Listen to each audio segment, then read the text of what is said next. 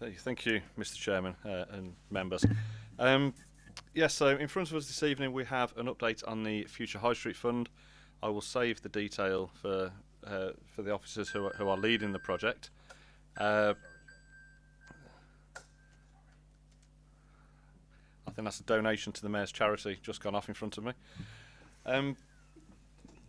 As I say, this is literally an update and position statement, and there's some key things in there and key milestones that we've reached. I do share other people's frustrations that we can't share more information earlier about the whole scheme, but a lot of it has been covered with commercial confidentiality and the like. So it's great we've actually got an update in front of us that we can share, and there's some good news in there. So with that, I'll hand over to Anna and Tom. I know Anna Miller's surname. I've forgotten Tom's. Hobbs, that's it. Who have been leading the project. So hand over to the officers. Thank you, and good evening to members. Just quickly to say that the programme board has a head of terms, and in those heads of terms, which were signed off by Cabinet quite recently, we are required to come to Scrutiny 4 times a year to give you updates, to help with sort of the progress of the project, so you can ask us questions and just drill down into as much detail as we can provide you at the time. So this is the next update. The one after this will be in November. So Tom's going to just run you through the report that you've got in front of you, and then we're happy to take questions at the end. Thank you, Chair. Thanks, Anna. Okay, can everyone hear me? I'll just sort of try and summarise the report and pick out the key elements. So starting really at the top, as I say, we've made good progress over the last 3 months, and we have some sort of key milestones which we've reached, which we can go into a bit of detail on. The first one, probably the most significant thing, is in terms of procurement. There's been a big piece of work ongoing for quite a long time now to appoint the full consultant team who will support us throughout delivering all of the Future High Street Fund programme. And as of last week, we had final interviews for tenders for that contract. So we interviewed 2 companies that had come out top out of the tendering process, and following that, a recommendation to appoint one of those was taken to the programme board on Friday, the 10th of September, so last week, and that has been approved. And as of today, I believe the tendering companies have been notified of that result. There's a 10-day standstill period, so I can't share any details about those companies at the moment. But as soon as that is complete, we will be able to confirm the appointment of that company. So they're a lead consultant that has under them, so they will be doing project management, architects, engineering roles, quantity surveying, and any other sort of ancillary consultant work that we might need to support this, for example, planning consultants, things like that. So it's a wide-ranging role. It's critical for moving the programme forward, essentially. So having them in place as of a couple of weeks' time will mean that we can really move things like the design forward, work towards developing designs for planning, and ultimately to get to construction. So they will support us across the whole breadth of the programme. They will also be working with us to support the college. The college have a separate contract which will be approved separately by their board. So we can't say who that will be, whether it will be the same company or a different company at this stage. But once they've approved theirs, we will be able to move forward with that as well. So that is, as I say, quite a big step forward and a big piece of work, which is now almost complete. So that is good news, I think. So moving on from that, we also have had surveys undertaken, which you may have seen around the town, markings and people in high vises going around over the last couple of months doing a range of surveys of the town centre, measured surveys of the buildings which are involved in the programme, utility surveys, topographical mapping of the town centre. So that piece of work is close to completion now. There's a small area on Market Street which still needs to be completed, but will be done later this month, and that will support the consultant team, then they should have all of the information they need to do their work. The architects will have the measured drawing, things like that, which they will need to do the sort of fine detail of designing the buildings. So that's another piece of work that's been very useful to get moved forward. Looking specifically at sort of the individual projects of the Future High Street Fund, on the College Quarter project, which is the development of the current Co-op department store site, where we're looking to build a South Staffordshire College, a new campus, and also deliver an enterprise centre for Tamworth Borough Council to run. There's been a good news from the college. They have submitted a first round bid to the Department for Education, and that has passed. So we found out a little later than planned, but that was announced earlier, about a month ago, that they have got through their first round, and they will now submit a second stage bid in October to Department for Education, which they expect to find out in January next year now, whether they have got that funding. And that really is the final piece in the jigsaw in terms of funding. It's a substantial piece of co-funding for the Future High Street Fund, but the college are very confident they've got a very strong bid, not least because it has the match funding from the Future High Street Fund, but also because there's a very well worked up design. They've worked obviously with us. They can show a lot of support, obviously, and that sort of partnership working. So we have every confidence. I think they have the best possible chance of achieving that funding, and we wish them the best of luck in that. So that's a definite positive. We are progressing work with solicitors to finalise the acquisition of the Co-op department store. That's progressing well, and we expect to have that completed by the end of this year. And we are also progressing legal agreements with the college, with solicitors now, as well, around that funding and partnership working throughout the rest of the project.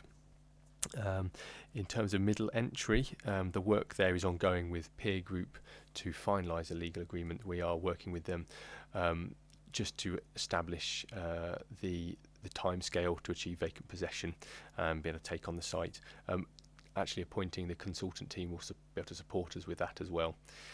So that is ongoing. In terms of the Castle Gateway project, so this is the work around Market Street, around the Castle Gateway, the actual gateway to the castle grounds, and some of the buildings on Market Street. There's been some very positive work with Conservation Officer and Historic England around certainly the high level principles of what we'll be doing there, and support on that and advice as to how we take that forward. So that's been very useful, and we're continuing to work with them to make sure that when we do develop plans, that they have the approval and they have the support of Historic England and the Conservation Officer. Working with Nationwide as well, so you'll be aware that the Nationwide Building Society have been working with us to relocate their branch in Tamworth from the current building, so that we can demolish that and create a public realm space there, open up access into the castle grounds by doing that.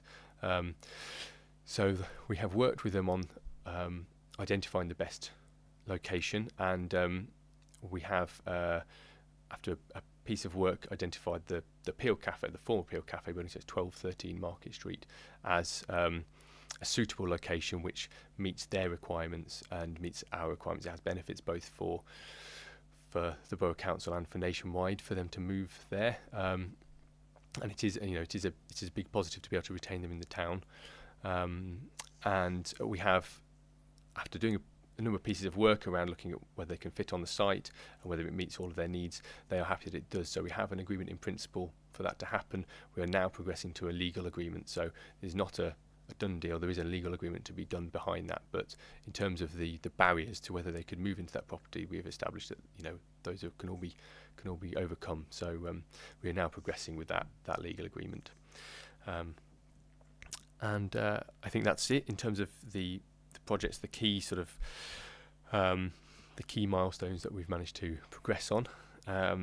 Other areas of work which we've been progressing are also around engagement and communications. Obviously, because of some of the sensitivities, as Councillor Oates said, around progressing some of these things. We haven't been able to make a huge amount of sort of noise about these projects and really celebrate them perhaps as much as we'd like to, and share as much information. And obviously as we progress, we can now share more. And with that in mind, we have developed an engagement plan and a communications plan to look at how we do that. And one thing which we'll be looking to do in the next month is a business engagement evening, an event where councillors and officers can speak to local businesses to give them more information about the programme, how it will impact them, and the benefits for the town centre in the long term.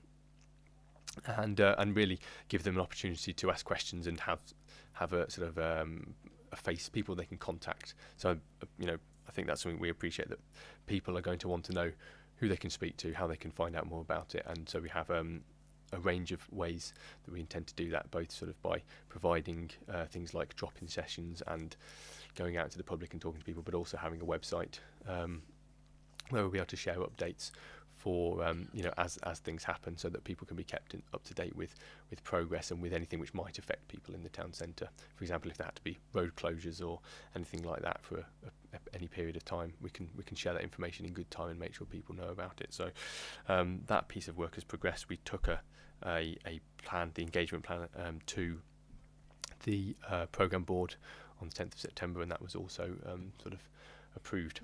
So I think those are all the key updates really. Just to say that in terms of budget and timescale, we're still progressing along with, as approved. Having the consultant team on board will give us an opportunity to review those in detail and get some more sort of expert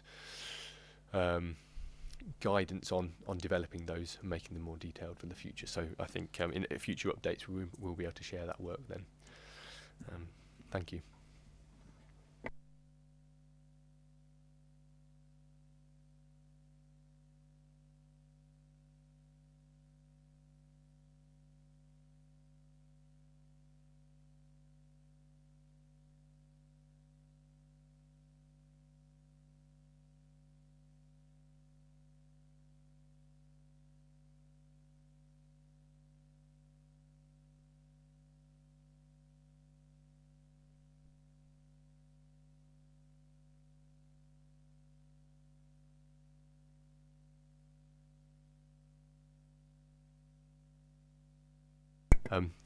I think we can.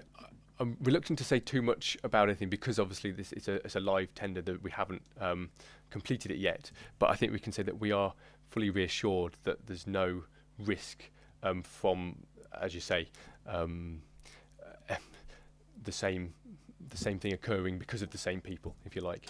So yeah.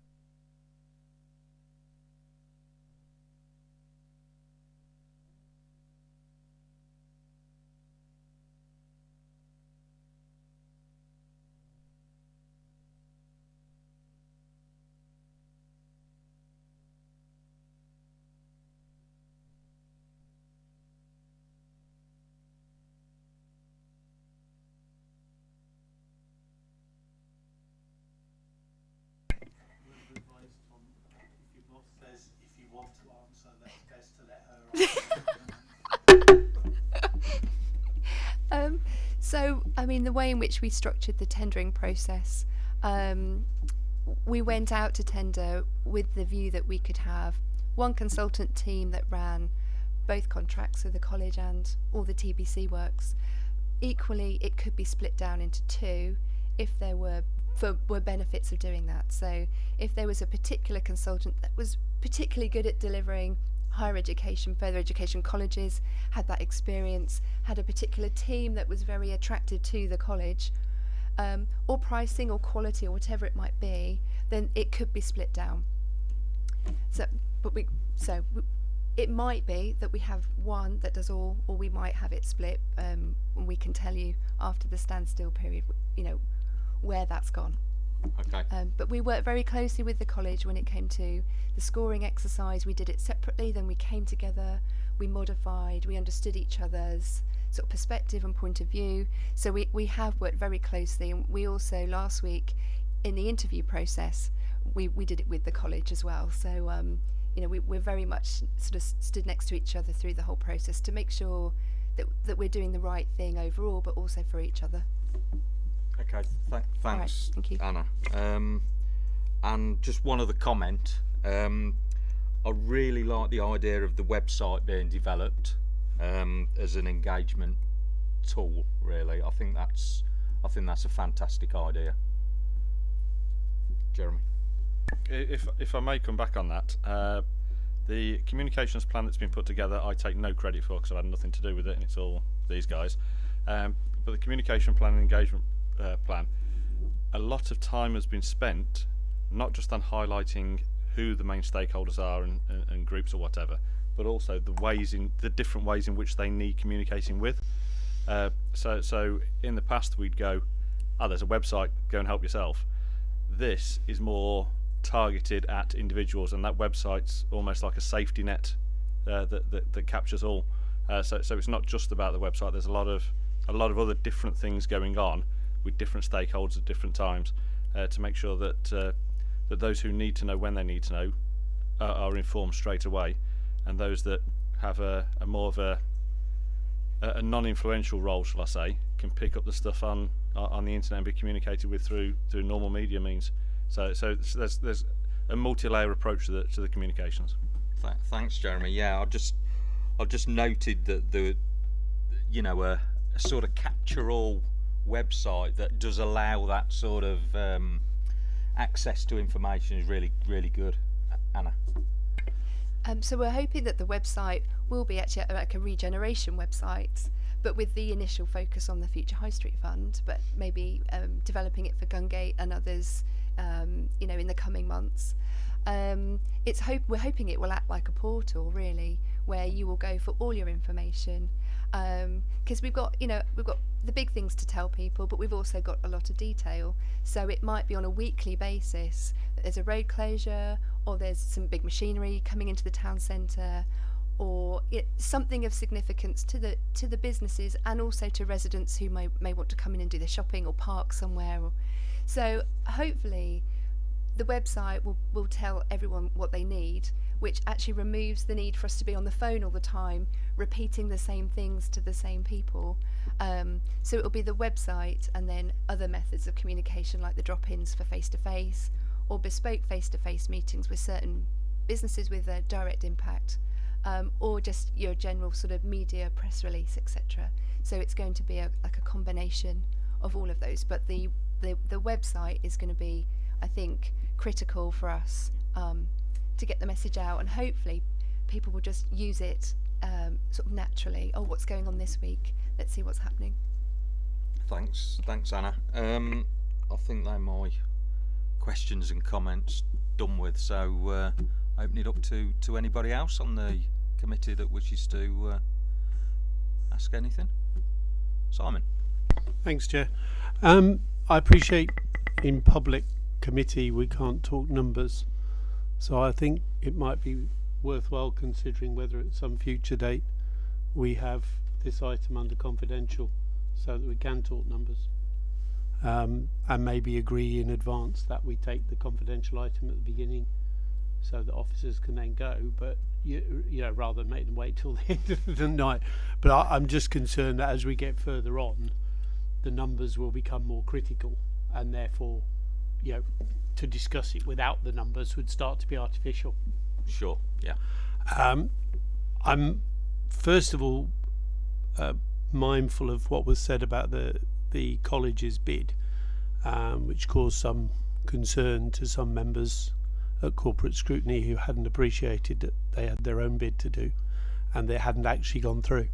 I think the members of this committee are a little bit more informed. So with regard to that bid, were it not to go through, can the college, do you think, sustain the development by through the sale of their current site, which would seem to be their best asset? That'd be my first question.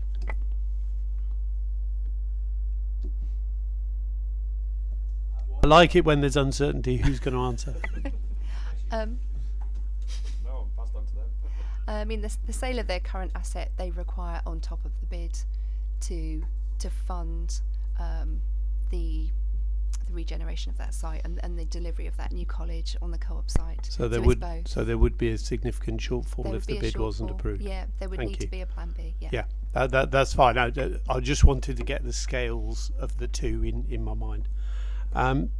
Secondly, then, with regard to the Peel Cafe, and as I say, I recognise you can't give us a number at the moment, but you mentioned that they've had a look at all the issues moving what they need, presumably with various security measures, to this new site, which has been left vacant for many years, neglected by the council's portfolio team to actually get this building up and running.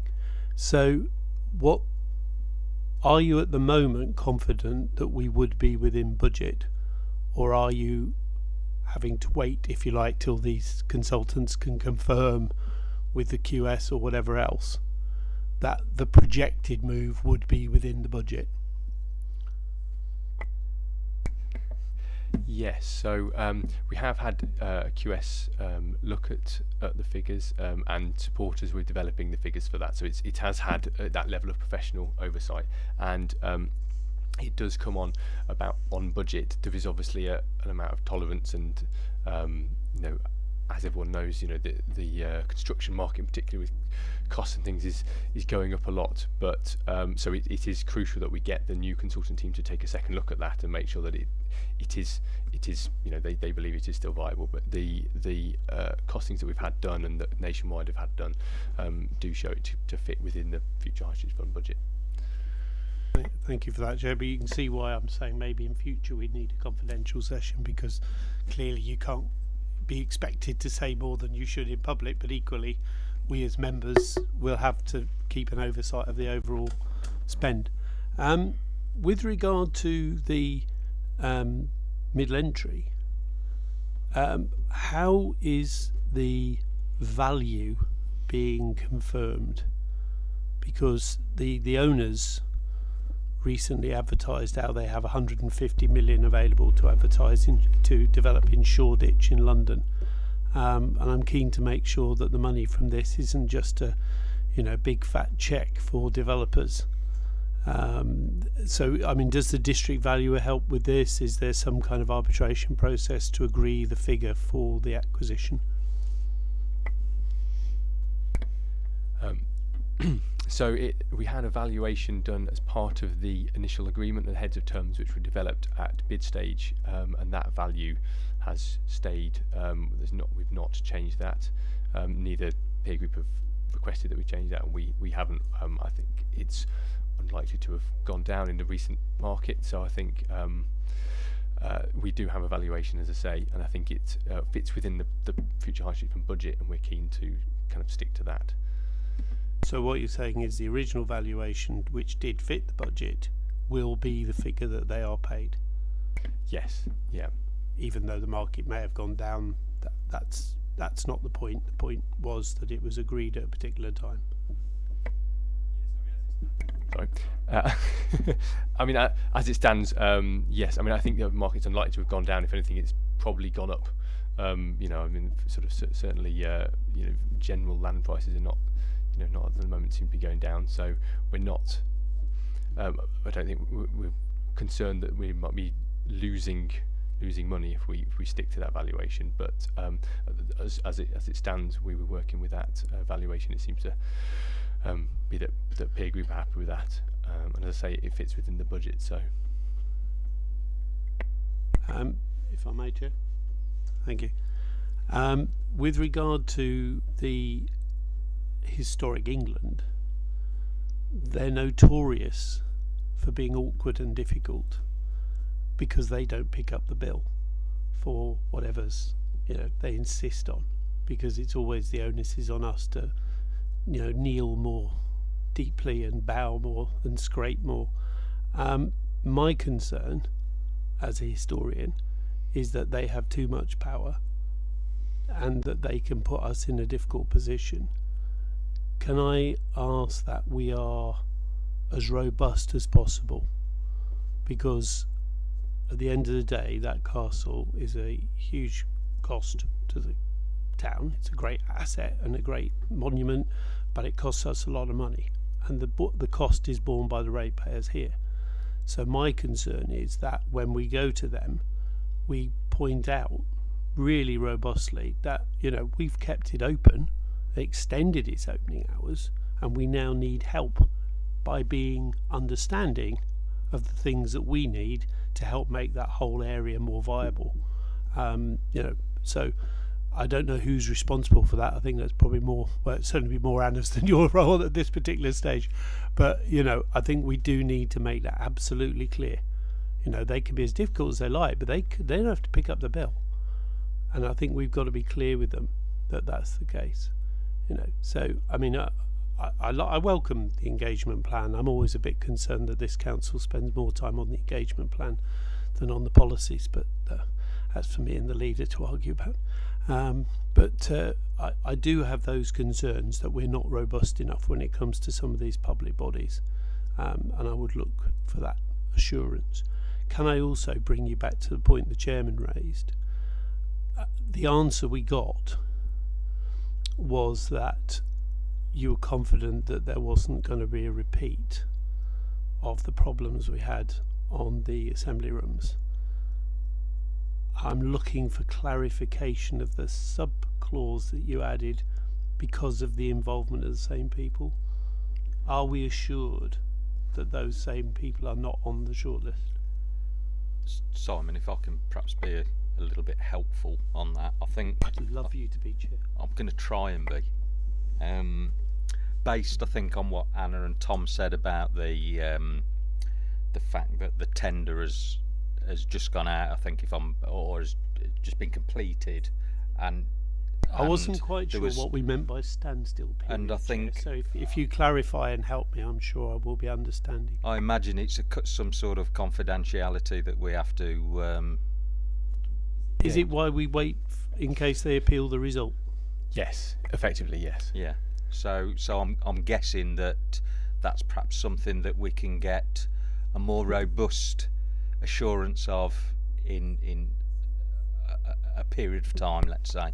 Well, can we ask then tonight that the officers confirm when they can who's been awarded the contract? So as and when that 10 days is up, that would be reasonable. Yeah, I think that's valid and reasonable. Yeah, that answers my question, your question, and gives the officers the legal space. Absolutely. To complete the contract determination. Is that fair? Yeah. Okay. Thank you for that, Chair. Comfortable with that, Anna? Yeah. I was literally about to make that offer, and that's what the conversation was happening here. Yeah.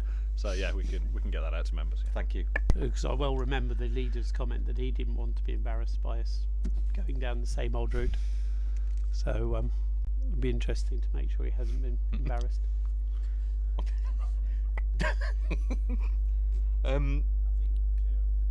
Sorry, Anna.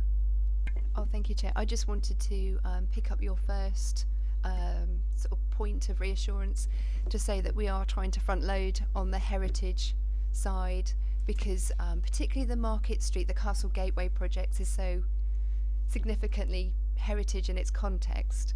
We've got listed buildings, we've got a scheduled ancient monument, we've got a locally listed building, all within a conservation area. So I think that ticks all of them actually. We did well there, didn't we? So we are. Yeah. So we are really conscious of that. We've been working with our conservation officer, who we share with a neighbouring authority, to try and arrive at some common ground. And I think Historic England, if you can talk to them early and you involve them in the decision-making process, they're a lot more pragmatic than if you just send them an application and say, please comment, you've got 21 days. Because that's when all the problems will sort of come back at you. Yeah, I welcome the approach, Chair. I'm just trying to make that point that it is so difficult and so easy for them in a way, because they can be as awkward as they want, because they'll never have to pick up the tap. And I just feel that we've got to do that. But thank you. If I can just ask, and again, this might be something that we can explore a little bit more in a future meeting where perhaps things are a little bit more set in stone, and possibly if we look at it within a confidential sort of manner. But I just wanted to explore a little bit the building. Tom touched on the building supply issue currently, and I just wondered how we feel that might impact on our aspirations. It's a huge issue, and it came out of the interviews last week. Okay. Both consultant teams, they seemed quite comfortable with the timescales, with what we were asking them to deliver. Even with the costings were fine, but then they were saying, well, the context though is changing, and actually materials and the supply of materials is an incredibly challenging position. Steels, for example, are just that much higher now in price than they were, and it has the potential to impact. So I think when the consultant team are on board, I think those things where we've got a supply issue, we have to order them, in a timely way, so that they are on site when they're needed. And they do feel that this issue with the price of certain materials, it's not sustainable long term. It has to come down, and it's whether we hit it at the right time. Given that we won't be constructing for another year, but it gives us an opportunity now to perhaps revise our designs, to perhaps eliminate some of those more expensive things if we think it's going to continue for longer, to better manage the costs that might come forwards. It's a really unknown situation, so it's quite difficult to predict what will happen, but it's a combination of the pandemic and Brexit, and there not being delivery drivers to move materials around, not just around the country, but into the country and from the ports to where it's needed. It's a big issue. So that's why the prices have all just inflated. So I wouldn't say they red flagged what we're doing, but they've certainly highlighted it as an issue that needs to be further discussed in the meetings that we will have in the coming months, definitely.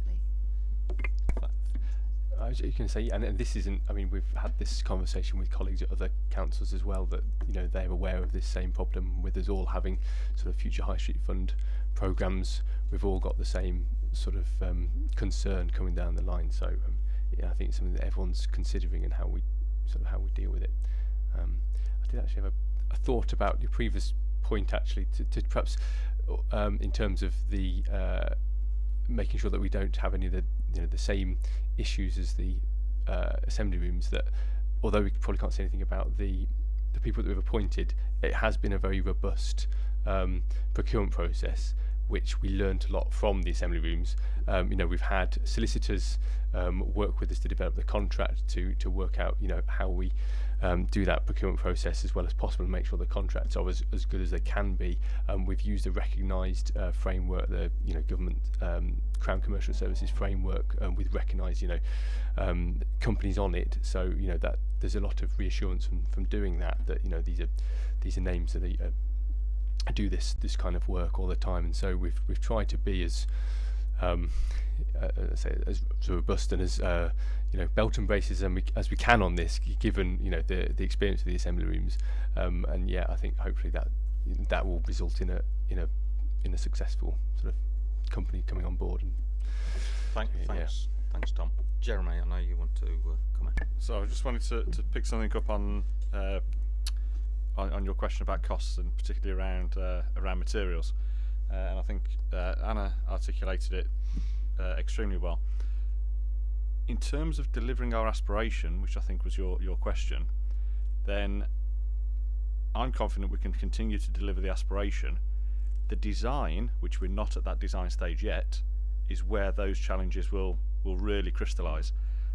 So to that point, whether it's the college element, middle entry, or the nationwide and the gateway element, it's at the design point where we will or may have to make compromises. We'll still be able to achieve changes to the middle entry, changes to the gateway, and bearing in mind the comment the council of people said about the funding for the college, putting that aside for a second, we're still aiming to achieve these changes. The design bit is the bit where we'll be addressing those issues around cost as much as we possibly can. But like I say, I think Anna covered the main points. I just wanted to make it just separate that aspiration and design stage. Thank you. I appreciate that. I guess I have a further comment or question in that potentially because that market in building materials and building is subject to perhaps quite a lot of change. Should we move forward with differing designs that perhaps reflect what could or could not happen within the market? If you understand what I'm, we have a if we have a design that is quite steel based, for instance, maybe we should have one that's a bit more use of other materials, so we could even pick or choose depending on what the market is doing in building materials. I don't know if that's a sensible suggestion or not. I'm not an architect, so I personally don't have the skills to answer that.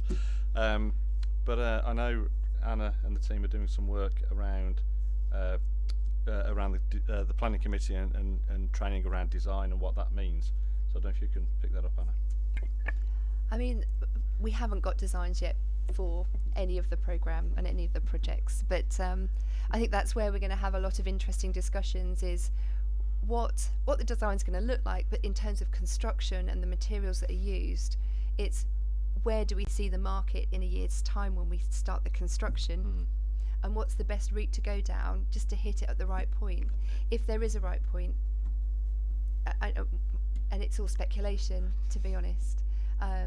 So yeah, some of the consultant teams that we interviewed, they did talk around, well, you could do this and you could do that, and you could maybe clad this, or you could maybe use brick there, or so there are solutions, but the solution also has to give us a good design, and it might be that the materials dictate, we may have to have a steel frame building because actually that design is the best for that space. So it's going to be one of these iterative processes, and I don't have an answer for you, but it will all be discussed. To be fair, I didn't expect an answer. It was just a comment or just thoughts in my head that came up during this meeting. So thanks for indulging me on that. Simon. Thank you, Chair. With regard to the leader's statement that he's not an architect, obviously he did help architect the election of a government that brought on Brexit, which has left us with a shortage of materials and drivers. But leaving that bit of his architectural skills aside, I'm a little concerned by that last point about the best design. At the end of the day, this is public money. It's got to be built to the budget. And if some fancy architect tells you that the only way to do it is to do it this way, they need taking into a room and having the realities of life explained to them, I think, because we are not here as some multi-millionaire with a personal penchant for steel, and if I fancy it then I can have it. We are a public body. We have to manage that money properly and fairly. I'm very pleased to hear that we've learnt from what happened with the assembly rooms. Though Thomas, if you're probably weren't very old at all when I was first on this council, I have never heard any officer tell us that anything was bought with less than a robust purchasing programme. So you forgive me if I will wait to see whether it sticks to the budget. What bothers me is actually that, and this is not criticism of anyone here, it's about the process. We have an agreement for how much we'll buy middle entry for. We have an agreement for how much it will cost to move the nationwide, because all those things were built into the bid.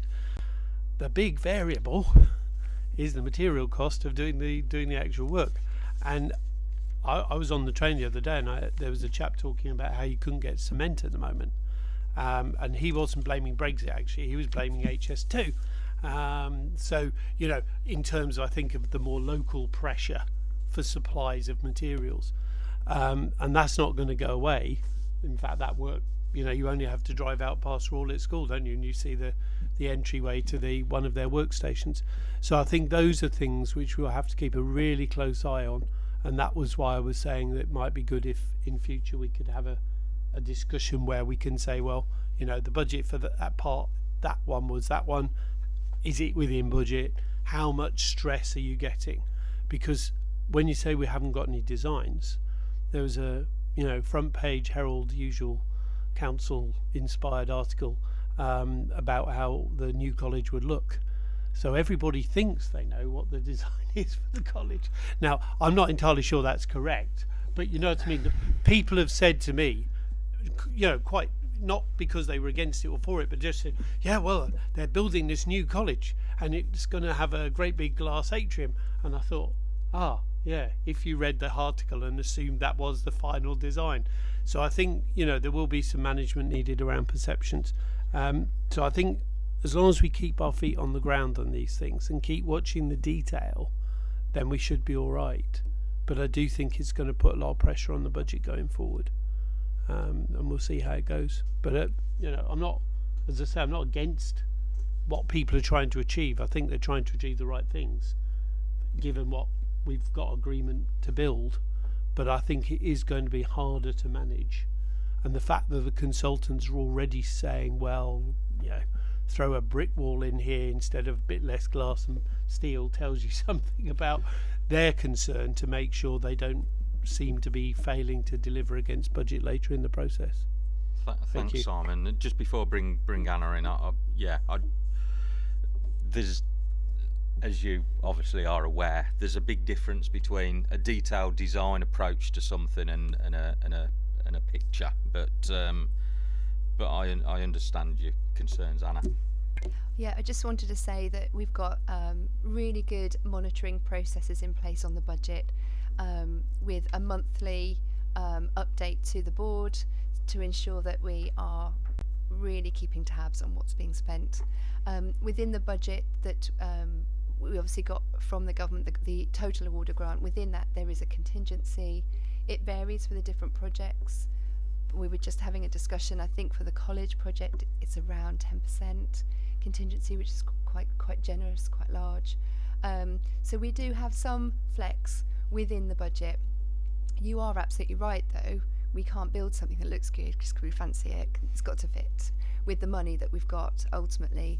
That said, we also have to build something that is of good design, because we need to satisfy our statutory consultees through the planning process, like the heritage bodies, that it's fit for purpose in design terms. It will do what it needs to do, and in some respects will also inspire people to use the college and study and get skilled, which is ultimately what we really hope this amazing project will do. Thanks. Just one more question, Chair. I was just going to bring. Sorry, Simon. I was just going to bring Jeremy in. Oh right, he had a comment too. Yeah.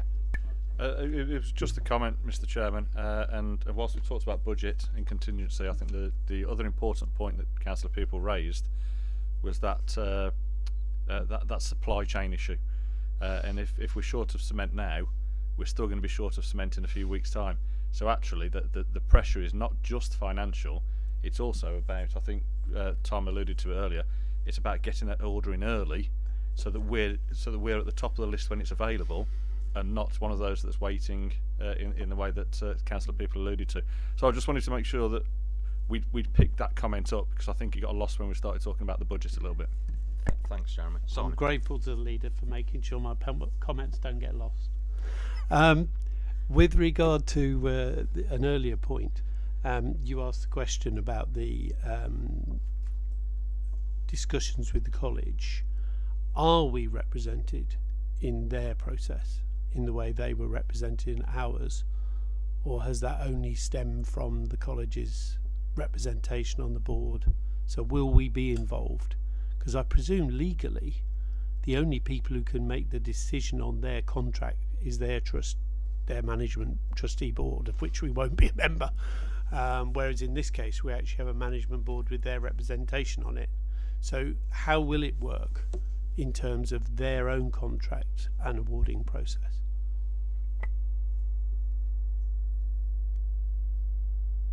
The college, their next board meeting's on the 30th of September, and they'll be taking a paper, and officers will be presenting to that board and asking them to approve the consultant team that they would like to run their contract for them. So it will be their board that does that. We are not represented on their board. We have asked the question, so because obviously we've got someone from the college on our board, it feels appropriate. So we're just waiting for confirmation on that. I think we will be in their officer group. So we've got an officer group, a delivery team, and we'll be inviting one of their representatives onto that, and then vice versa. Their officer delivery team will have someone, our program manager, on that. So we're starting to infiltrate slowly, I would say.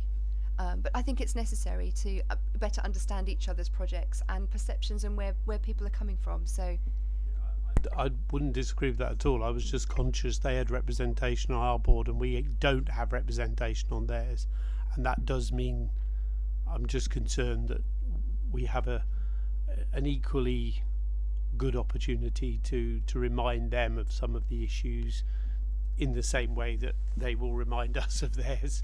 And I mean, in one sense, they represent our programme board, which covers all our projects, whereas actually what we're looking for is some representation on the project, which actually is vital to everyone and is the starter one. So I do think we would be interesting to see whether they are prepared to open up a bit. Thanks, Simon. Any other questions or comments from anybody? No? If that's the case, then our recommendation is to note the report. I believe we've fed back quite well and made some good points for officers and Jeremy to take away. So I'm happy to move the report. Happy to second that, Chair. Thanks, Tina. All those in favour? Excellent. Thank you very much. Thank you, Jeremy, Anna, and Tom, for your time and the report. You're welcome to disappear off now if you so wish. Not that Jeremy needed any reminder to disappear off, I don't think. A corporate scrutiny chair, the chair actually directs us to give the leader a hard time. So just thought you'd like to know what the sort of standard modus operandi is elsewhere. Yeah. I don't, but some of your members might. Okay, so thank you. Item 8 is forward plan. Is there any items on the forward plan that people have seen that we feel we should be looking at? I've had a look and I don't feel there's anything really that we haven't got covered. Not amongst the new ones, certainly. No. Potentially the housing repairs contract, I think, is something that we could be bringing forward, I think. But other than that, anything on the forward plan, I don't think there's anything else. Okay, so move on to item 9, which is working group updates. So we've got a couple of working groups that we've been doing some work with, and that was there was fireworks, and there was also a travellers working group. I'm going to hand over to Tina in a minute to just update on the fireworks stuff, but just to touch on what we did from the travellers' point of view. We did have a follow-up meeting where there was more in attendance, which was good. So I think there was a number of good points made. It was a very open working group, and I was very pleased with all the input from everybody. And it indeed resulted in quite a few questions that were put back to officers to do a bit of work on, which then prompted some information that I wasn't aware of, that the portfolio holder had been doing some work in this area as well, and I'm at the point where I'm going to have a bit of a meeting with him to see how far he's gone in that direction and where we can feed in from our working group point of view, and subsequently from full scrutiny into the areas in which he's looking at. So I'm kind of pleased that that kind of everybody's probably on board in looking at this is quite an important issue. I think we need to do a bit of work on. So I'll keep everybody posted on that. I think we may indeed have another working group where we invite the portfolio holder, and I think that might be quite constructive. Anybody got any questions or comments on that? Tina? Just quickly, Chair, when we went through that the report, if you like, of what we were sent, we were all kind of scratching our heads to well, where is the policy, what is the policy? And I think it was more of a bullet point report that came out rather than an actual policy. So I think it's, in a one way, it's good because we've now got the opportunity to feed into that and get some real meat on the bones, but disappointing that there isn't anything already there, considering the issues that we do have around travellers in Tamworth, and especially of late. I think we have a set of guidelines that are followed, but no actual written policy which could include some other areas. So we'll explore that a little bit more once I've got some further information on that and we can gather together again. So I'll just invite Tina to give us a little bit of an update on the fireworks. I know she chaired a working group in that. Thank you, Chair. There was 5 of us on the working group: myself, Rosie, Martin, John and Dan. And if you remember, we did this about a year ago with a different set of people, and obviously the makeup of the committee has changed. So we looked at ambient fireworks, the effects of light without noise, regulating the sale, selling explosives basically, because that's what we're doing. And we all agreed that we needed further legislation from government to carry this out. We also looked at setting our own example, maybe using drones. I don't know whether anyone saw the opening ceremony to the Olympics. There was drones rather than the use of fireworks. And a letter to government. There was a bit of a conversation about, do we stop public sales completely, have an all-out ban? I would definitely be up for that, for not selling explosives to general public. So yeah, the main things that came out of it was, as an authority, we need to set an example. So we kind of agreed that maybe it was too late for this year, because I'm guessing that the fireworks have probably already been ordered. So it was something that we could look at for next year. We see a lot of people, a lot of youngsters especially, that go to our fireworks displays wearing ear defenders and headphones, potentially autistic, ADHD children, along with a number of other issues. If you've got a dog or a cat, pet owner of any description, it's an absolute nightmare leading up to fireworks, and the conclusive days afterwards as well. It's not just a one-day event, isn't it?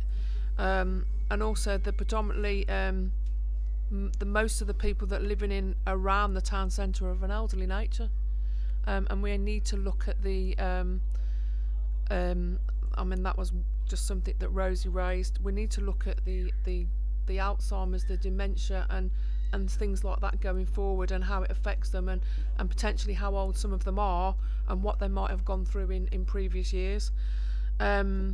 Licensing, public restriction on size and decibels, we discussed that a year ago as well when we had the first working group. And again, the positive spin would be to get the council to lead by example. It brings people into the town.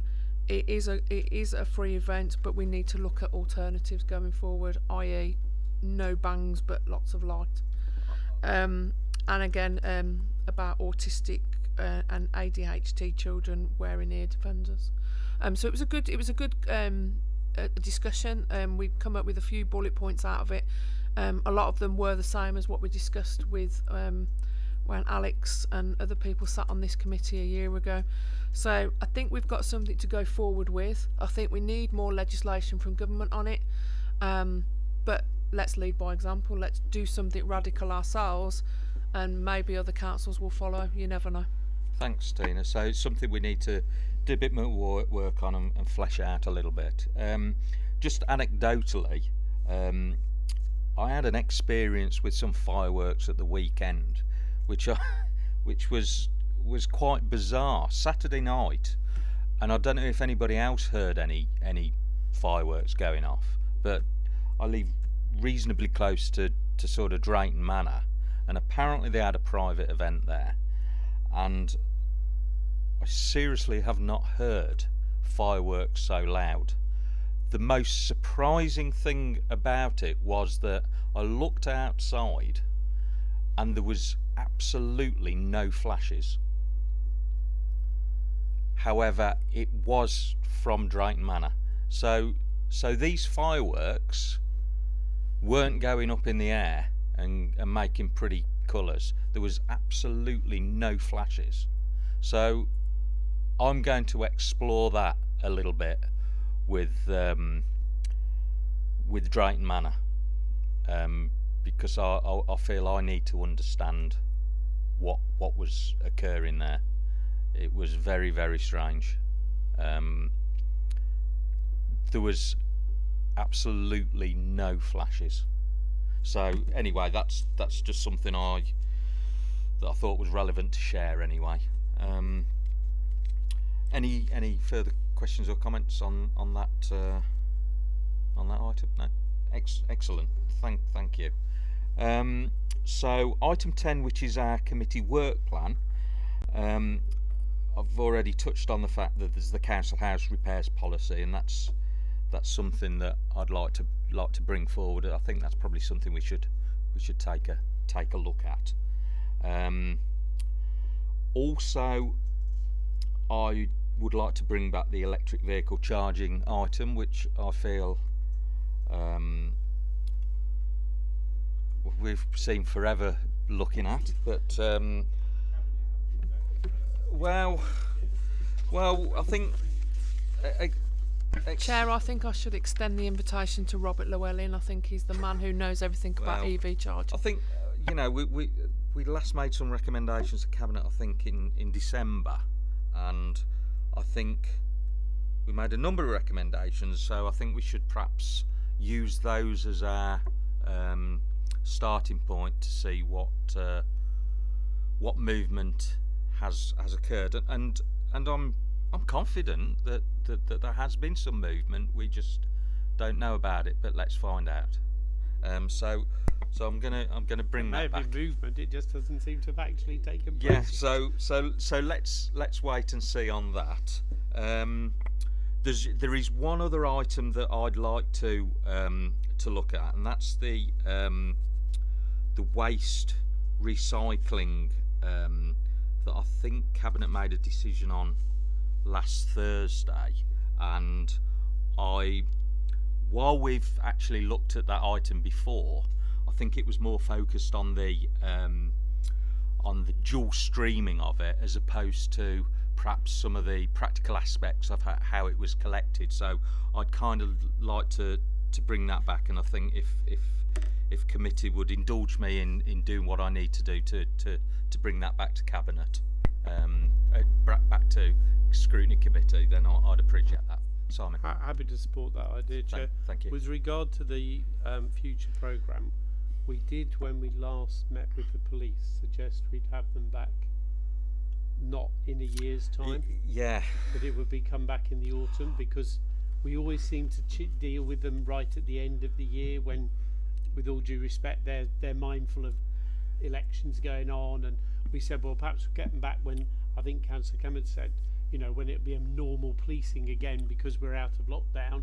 And I'm also conscious we've got a new Police and Crime Commissioner. Yep. So I'm wondering whether we should perhaps in the first instance invite Ben Adams to come and talk to us, you know, and discuss his priorities and our view of what those, no doubt our view of what those priorities ought to be. Right. Because I think we all have feeling, don't we? We represent the most populated corner of the county, so we will have different issues to other places, and it'd be good for him to hear those and talk with us, which I'm sure will be a very constructive conversation. Simon, you're absolutely right, and it is something that is on the work plan, and something I'm actively trying to put together in perhaps and I don't want to go into too much detail right now, but trying to put together perhaps a different way that we kind of engage and look at that aspect. I'm just conscious, Chair, that if we want someone like Ben to come, we probably need to flag up, say, the next two committees and nail down one where he's going to come, and then organise around that. Yeah. Because, you know, the truth is, we both know he's not going to be available at 5 minutes' notice. His diary gets filled. Yeah. So I'm just saying, could we make that approach now and work around that diary? Because Matthew, I think well, I know COVID's extended it, but it must be at least 3 or 4 years since the police commissioner rather than the local person been in. So it might be 5 years, but you know what I mean. I think Tony Madge was still on, so it must be a good 5 years. So I think it would be good to say now to his office, these are our projected committee dates. Can he make any of them? You know, because I mean, I've recently responded to one of his things about, you know, raise issues you're noticing locally. I got a very positive, useful reply back with some information to help me to judge what was going on. And you know, you feel like if you can get that constructive dialogue at the top, then we can do that for Tamworth as a whole. Simon, I agree, and I am kind of conscious of how quick people of this seniority's diaries fill up, but it is something that I'm actively looking at too. I can certainly assure you we're putting together some sort of meeting day, whatever, at the moment, to sort of look at these issues. So yeah.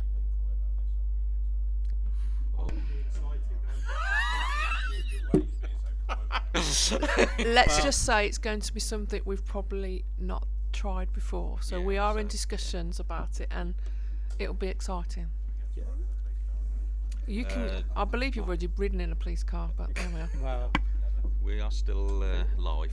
yeah, can I just say, Chair, I appreciate you might want to organise something exciting, but at the end of the day, it's not about that bit. It's the bit about the sensible, quiet chat afterwards about issues that matter to our residents. So, you know, whether people want to ride in police cars, that's fine by me. Whether in the front seat or the back seat, it's fine by me. But what I am concerned about is that we have that opportunity to sit down with Ben and say, right, you've just been elected, you're bound to have some ideas about priorities. We are your largest urban concentrated area. What do we need from you, and what can we do to help you? Simon, I'll make it a priority that I speak to him to gain his assurance, or as much of an assurance I can get, that he will do what he can to make himself available. How does that sound? It sounds sort of officially reassuring. Okay, thank you. I appreciate your. No, I'm sure you will, Chair, but I mean, my exchange of emails with him during the week suggested that he's very much open to discussion. Sure. And let's do that now while he's forming his views about priorities for what will be his first budget next year. Yeah. Because inevitably he's inherited the priorities that Matthew's handed over, you know, So I think that's why I'd like to get in early to talk about what the important things are. Okay. Any other comments? If that's the case, then it's 19:10. I'll end the meeting. Thank you very much.